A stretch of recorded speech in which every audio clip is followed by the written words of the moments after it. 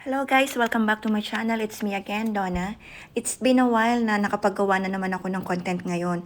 So, for today's ganap, samahan niyo ako na mag-wrap ng gift ko para sa mga bata. At kung concerned kayo about sa budgeting niyo ngayong Christmas dahil talaga namang matutuyuan yung bulsa niyo dahil sa dami ng mga gastusin, sa dami ng mga bibigyan ng gift, friends, family, neighbors, and even employer kung gusto nyong magbigay. Ako kasi nakasanayan ko na nagbibigay din sa mga employer ko. And way ko rin yon para mag-thank you sa mga goodness na nare-receive ko from them. So, before akong pumunta ng Shamshu po exit B2, dumaan ako ng Uniqlo kasi naka-sale sila.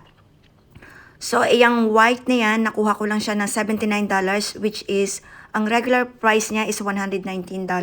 So, ang laki na ng natipid ko, di ba? And, bumili ako ng 2 each para sa mga bata. At, syempre, tinatanggal ko muna yung price bago ko siya i-gift wrap. Para naman hindi ma-reveal yung totoong price niya. Ang ganda, di ba? O, nakapagbigay na tayo ng branded at sa murang price lang nakuha natin.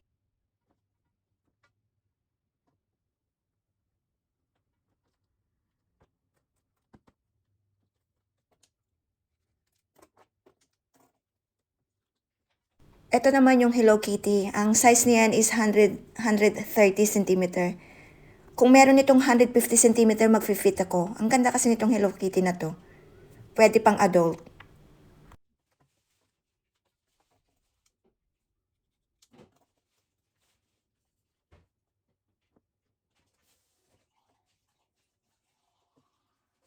And syempre, tupuin naman natin ng maayos bago natin balutin. At iyang gift wrap, nakuha ko siya ng 5 pieces for $10 only. So, namili ako ng 10 pieces kasi I'm planning to i-wrap din itong Christmas decorations. So, nakuha ko siya, binili ko siya for $20. Ang ganda at maraming design na pagpipilian pero I make sure na lang na uniform yung design ng wrapper ko.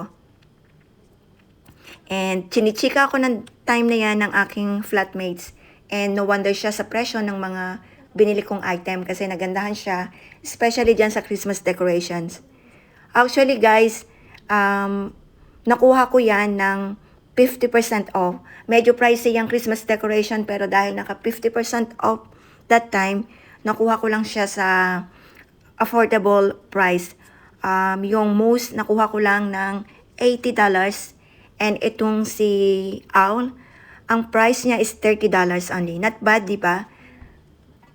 At sure ako matutuwa ang employer ko pag na-receive yan. Kasi iyan ang personality niya. Mahilig siya sa mga pan-decorate dito sa bahay namin. At talagang dinidress up niya yung bahay namin according sa season.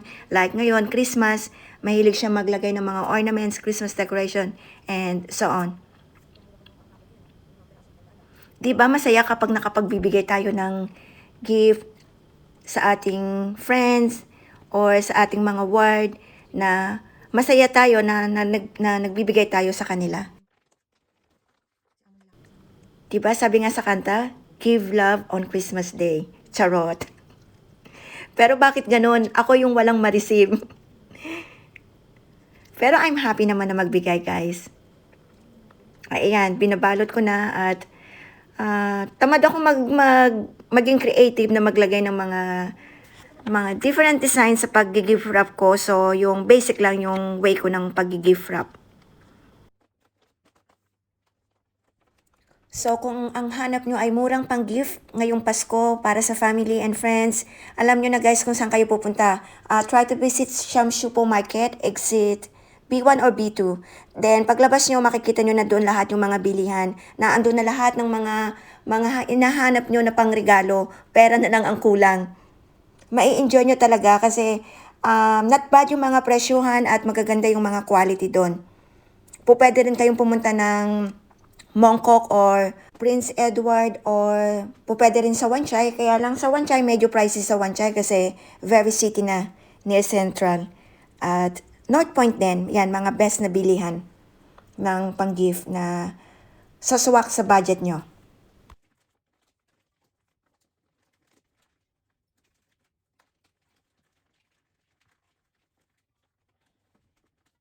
Na-miss ko somehow na humarap sa camera at mag-create ng content.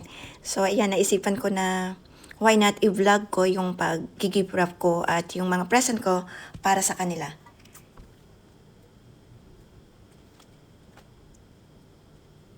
Hindi ako ganun ka-artistic na mag-design ng pagbabalot. Basta tama na yan, at least nabalot ang mahalaga. Could you believe guys, sa halagang $110, nakabili na tayo ng pang-gift para sa mga employers ko?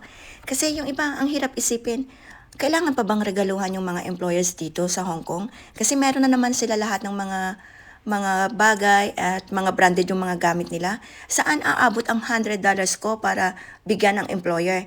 Pero kung iisipin mo, ang hirap, 'di ba? So, ang ginawa ko, ayan, pumunta ako ng Shamshu Market at nag-isip ako kung ano yung interest ng mag-asawa na po pwede kong makita sa market.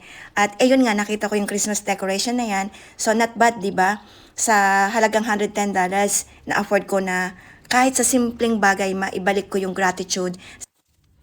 What about you guys? Let me know in the comment section below kung ano yung na-prepare nyo na gift para sa mga ward nyo, or kung may plano kayong magbigay sa employer nyo, ano yung mga gift na binibili nyo para sa kanila. Either kung binili nyo ito sa market or sa shopping mall, and kung magkano. Kasi syempre, sakto lang yung budget natin at nagtitipid tayo na kahit pa paano mabigyan natin lahat, at kung ano yung mga best idea na po pwedeng i-give sa kanila. Kasi napakahirap talagang isipin kung ano yung po pwedeng ibigay sa mga employer. Ito talaga yung laging nagpapahirap sa akin na mag-isip ano ang po pwede kong bilhin sa kanila. Kung bouquet flowers naman, mas lalong mahal, di ba? Lalo kung sa flower shop ka bibili, around $500, or kung sa flower market, medyo mura din naman. Okay? Sharing idea guys, okay?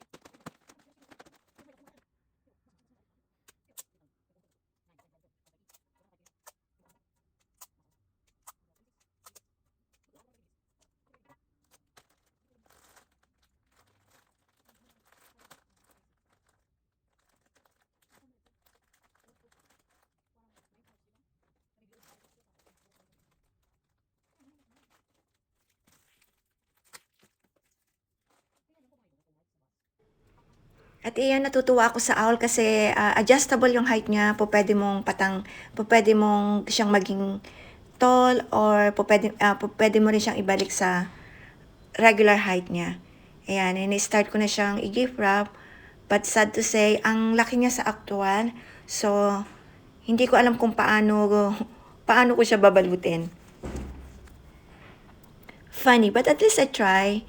Pero, hindi ko alam paano talaga ito mababalot na hindi masisira yung,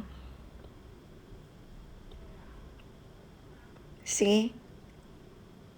Ang laki talaga niya kasi guys, kaya kailangan siguro niyan may box ako at ilalagay ko sa loob bago ko siya i-gift wrap. Pero wala akong mahanap na box dito. So, ang ending, hindi ko na binalot.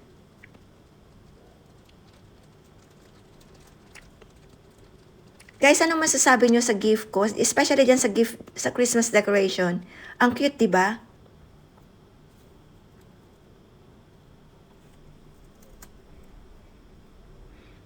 So, ang dami kong binili na gift wrap. Hindi ko rin siya nagamit lahat kasi nahihirapan akong i-gift wrap tong mga Christmas decoration dahil talagang ang sobrang laki niya sa actual.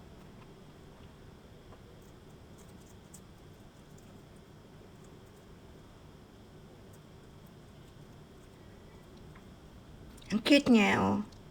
Pati yung mousse na yan, ang tangkad, ayan. Pwede mo siya stretch and then pull back para lumiit.